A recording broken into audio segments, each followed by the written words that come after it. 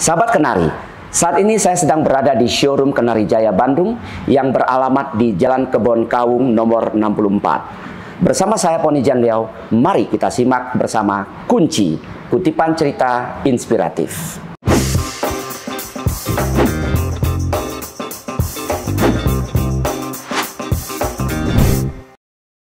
Jika ada kesalahan terhadap orang lain, untuk apa membesarkan ego dan membiarkan hati membusuk dengan tidak mengakuinya?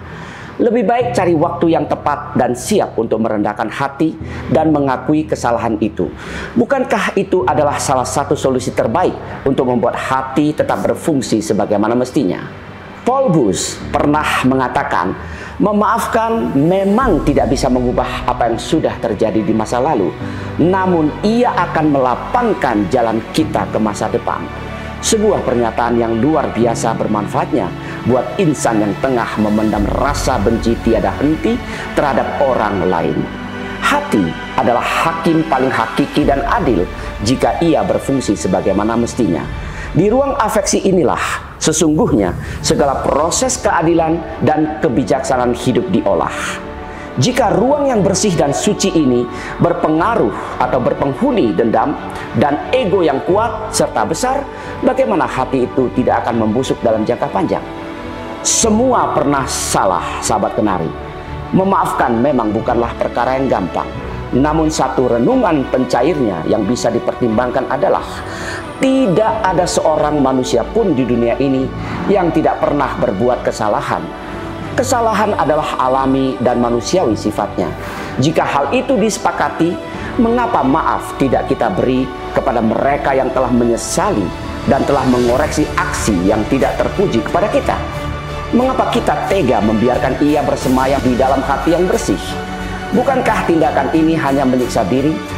Setiap kali kita bertemu dengan orang yang dibenci, bahkan hanya sandalnya saja, kita sudah jadi benci bukan kepala. Pertanyaannya adalah, siapa sesungguhnya yang merugi? Oleh karena itu, sahabat Kenari, berbesar hatilah untuk senantiasa membuka pintu maaf dan meminta maaf kepada setiap orang dengan tulus yang telah menyadari kehilafannya. Bukankah ini praktik pemulihan hidup yang sangat anggun?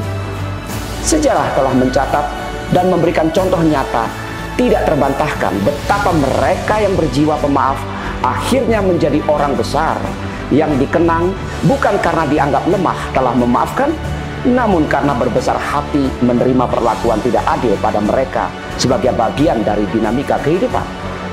Mari kita lihat bagaimana seorang mantan presiden legendaris Afrika Selatan, Nelson Mandela, memaafkan musuh-musuh politiknya setelah ia terpilih menjadi presiden pertama di negara kulit hitam itu secara langsung dan demokratis. Mandela dihukum penjara selama 18 tahun oleh musuh politiknya tanpa ada dakwaan yang jelas dan akurat. Dengan tabah, ia menjalani kenyataan fiktif itu sebagai bagian dari mata rantai perjalanan hidup yang harus dilaluinya. Begitu ia bebas dan akhirnya berhasil memenangkan pertarungan merebut kursi kepresidenan, Panglima tentara di istana bertanya kepadanya, apakah ada musuh-musuhnya yang akan dipenjarakan sebagai hasil dari dugaan fiktif mereka? Sang negarawan itu menjawab, saya sudah memaafkan mereka sejak dalam penjara. Oleh karena itu, biarkan sejarah yang mencatat siapa yang benar dan salah. Sebuah jawaban yang syarat kemuliaan dan kebesaran jiwa, luar biasa. Akhirnya, sang presiden dikenang sepanjang masa dan dihormati sampai hari ini bukan hanya oleh penduduk di negerinya, namun juga di seluruh penjuru dunia. Kisah para nabi juga mencatat hal yang sama dan menjelaskan dan mencontohkan bagaimana para suciwan dan pembawa ajaran moral dan spiritual itu memberikan maaf kepada kawan maupun lawan mereka. Jadi, sahabat Kenari, prinsip an eye for an eye and a tooth for a tooth, membalas dengan cara dan objek yang sama, tidak berlaku di sini. Orang yang penuh dengan dendam sesungguhnya adalah orang yang merugi karena derita batinnya terus bergejolak setiap hari. Sementara orang yang didendami mungkin sudah melupakan peristiwa sedih yang menyebabkan dendam itu terjadi.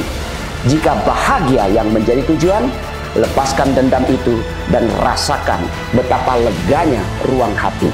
kelegaan itulah yang akan memicu kebahagiaan dan kemuliaan muncul. Mari memaafkan agar ruang hati kedua belah pihak menjadi lapang dan lega. Semoga bermanfaat. Salam mantap. Kunci aman, keluarga nyaman.